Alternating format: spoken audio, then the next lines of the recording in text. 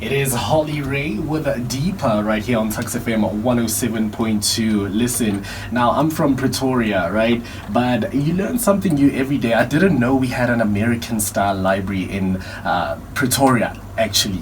And we have people from there. Kifilo is here joining us, and also Ruth. Tell us about it. Hi Mo. Hey, how are you? Good, how are you? I'm alright, thank you. So it's Kifilo from the American Corner. Yes. We are situated in the Skiampatlela Library here in the Semi-Max. I'm with Ruth and Mr. Orchid. I'll just let them introduce themselves. Sure. Hi Mo, this is Ruth. I'm from the US Embassy in Pretoria. Alright. I'm Orchid Meyer, City of Tshwane Libraries. I didn't want to say your name again because I knew second time I was going to butcher it. So thank you for that. Hi. But listen, so the library is an American style library. I think that's the highlight of it. What does that mean actually? American Corner Pretoria is a space where people or visitors can come and learn about United States through programs and lectures, as well as books that we have in our space. Yes. So it's a place where people can come and have conversation. They can come and have dialogues on issues that affect both Americans and South Africans. Oh, cool. And then what happened to the library that was there? Is it still... We're fortunate in the building we have 3 libraries. Yes. We've got the Skia Community Library, then we're fortunate to have the American Spaces with us, and then also a third one that's linked to the university, the Tshwane Heritage Research Center. Yes. Okay, so now what I gather is that you guys also have facilities that are study centers that run all day long, and that would be really good for some of our students who don't have access to the library, to the internet, to go and study there. Some people can't even come to campus at night. Is that the point that you are here today? Yes and no. Okay. So sure. the yes part is that as the American Corner, we are based inside the library. But as Mr. Orchid has mentioned, we are a separate library on our own. So what happened is that the embassy invested in the space, and we have rooms that we use that we can accommodate learners, entrepreneurs, and we use them for different things. So we have a study area with 20 computers. That's for anyone who can walk in to access that. So any individual, as long as you have a library card, the Skiampatlela library card, you walk inside, then you can access a computer. So with that, each person would get a code for an hour. So if we don't have a lot of people, you can come back and access more, but it's usually limited to just 1 hour per person. Okay. Then from there, we have 3 auditoriums that we use inside the American Corner. Yes. The other one, we call it the media room. I heard you have 3D printers. Yes, we do. That's very exciting. Yes. So yeah, I'll give Ruben to talk more about that. That's his fun part that we do at the American Corner. All right. So the 2 other rooms that we have, the auditoriums, that's for workshops, that's for teaching and doing anything that is hands-on practical. Yeah. So everything that we do at our space is free, and the reason why we're coming out here to talk about it is because we feel that people do not know about us, that we are here actually to accommodate more students, entrepreneurs, young leaders out there who may have ideas that they don't know where to start, what to do, and they don't have facilities to carry those things out. Exactly. So we've come here to say, hey, we do exist. Just come by, visit us, come see the space, come be a part of us, join in, be a part of the programs that we run there. So there's a whole lot that we have that we want people to come and explore. Yeah, it's true that people don't know about you. I mean, I'm from here, and I always say I know Pretoria in and out. Clearly not. You don't. And I'm a bit embarrassed about that, but at least I know now. You know what I Yes, mean? that's good, Exactly. yes. So you also mentioned you guys have quite a number of programs. What are these programs about? Do they involve students, or what kind of programs do you have? Alright, so I'll just allow Ruben to talk more about the makerspace. That also includes the 3D printer that you asked about. Yes. Then we'll also tap into the other programs that we have. Oh. Hey Mo, Hey, thank you hey. again for having us, man. It's Sure. good Thank to you for be coming. here. I love it when people Yeah. just drop by. All right. So one thing we didn't mention is that it's a fun space. Yeah. Yeah, and hence all the gadgets we have there. The 3D printer is just one of it.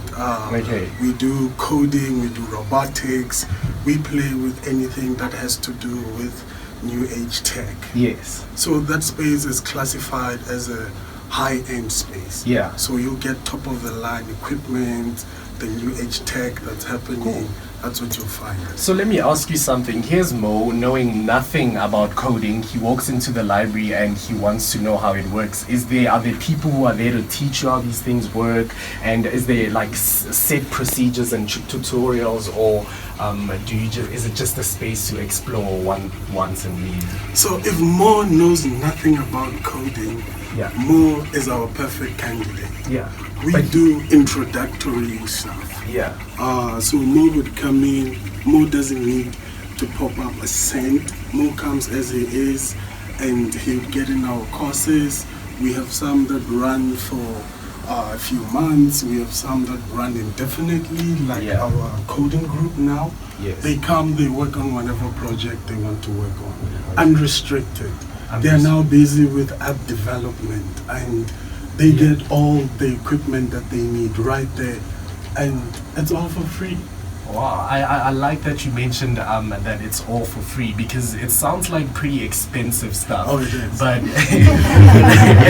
money is tight, especially when Yep. you're a student. Yep. So thank you so much for that. They're still here, but we're gonna listen to one song. It should be Young. And you are still tuned into TUKS FM 107.2, and we are still speaking to people from the American Corner. And Kifilwe, you were just telling us, we said we have you have a lot of programs, right? So can you tell us more about how Mo can come in and join a specific program, and what kind they can look forward to? All right. So as I mentioned previously, that we have access to computers. Anyone can just walk in and access that. Yes. So when it comes to our programs that we have, we usually put up an advertisement for that. So if we know there's something that's going to start in November, we would start marketing that now and requesting that people would RSVP to be a part of that. So we Yeah. try by all means to get an exclusive number because of our venue. We have one auditorium that can accommodate 60 people, another one can accommodate 30. So Okay. depending on where the program would run, we would make sure that it's exclusive to that number, and would also mention the time period and the time frame for that. Yes. So for example, right now we have a program called DSBC, that's Desert Boot Camp. So what happens with that is they take in entrepreneurs for a period of 8 weeks, and they go through a program with them that prepares them to apply for funding at the end of the program. So they Wow. learn anything that has to do with registering your business, running it, marketing yourself, and then they get a dinner at the end of the program where they pitch their program to whoever funder that would be available. Yes. We also have another one, Academy for Women Entrepreneurship, that also runs once a week. So such programs, more would know about them, apply to be a part of that. So Yeah. you would find that each program has a selection process. So if you're selected, you're chosen, you'll be a part of that. But we have some with less strict selection process. Yeah. Like the one that Ruben mentioned, for your coding and robotics, you wouldn't need to be assessed. So if Yeah. you come in and you want to learn the space you are in, and you learn that, so you will know about the time frame when you can come, and then at the end of the day we just make sure that you have some skill that you're able to live by as more and survive in this world that we live in. And you spoke about requirements. What are some of the few things you can mention that have to be assessed, so Okay. that Mo doesn't get there and embarrass himself? Alright, so as a library we have realized that we have students coming in.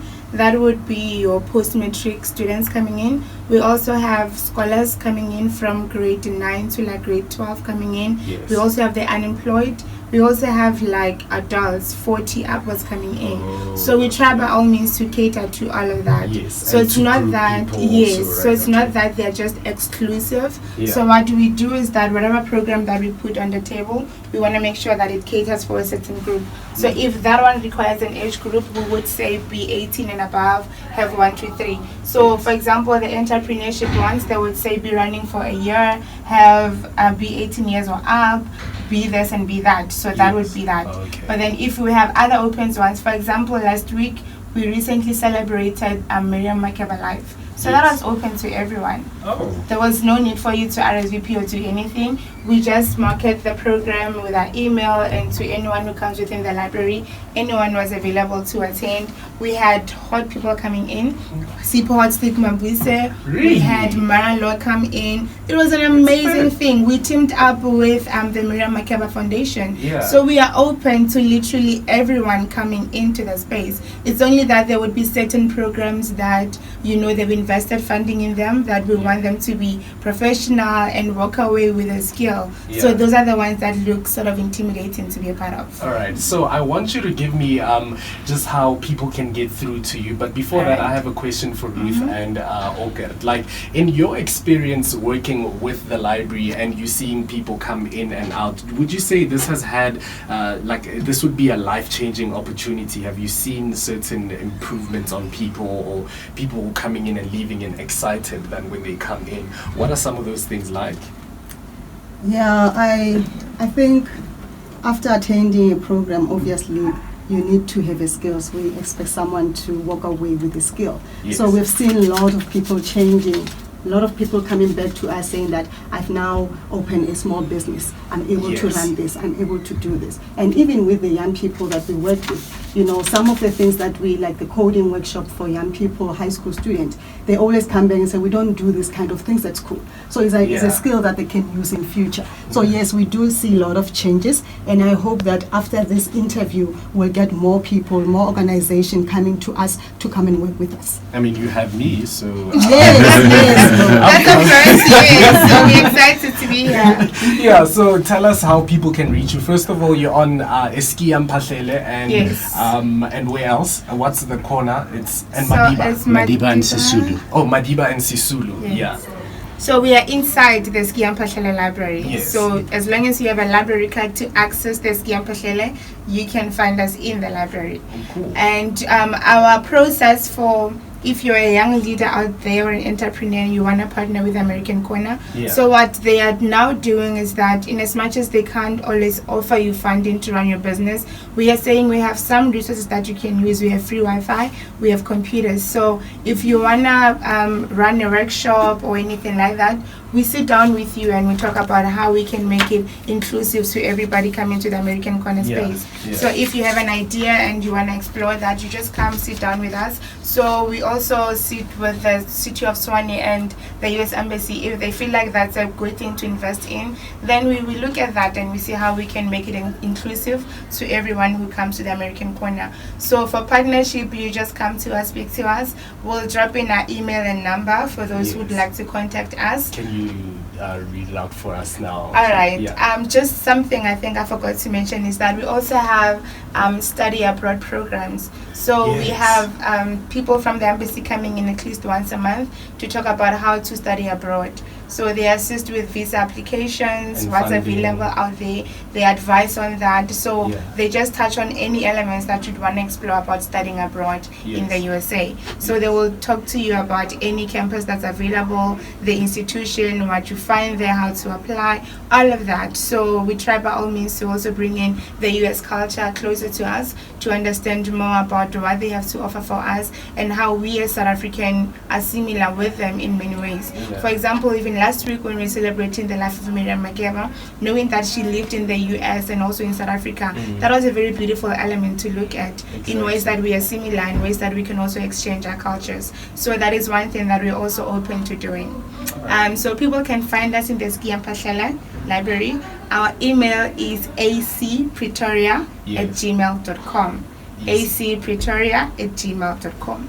So they can send through their proposal, they can drop in their ideas, they can query They can them. inquire. Yes. Yes. So we are very prompt on email. We pride ourselves in that. Oh, nice. So drop in an You're email. better than most and people. yes, drop in an email and we will be on you immediately. They can also check the website, our Facebook page, American Corner Pretoria.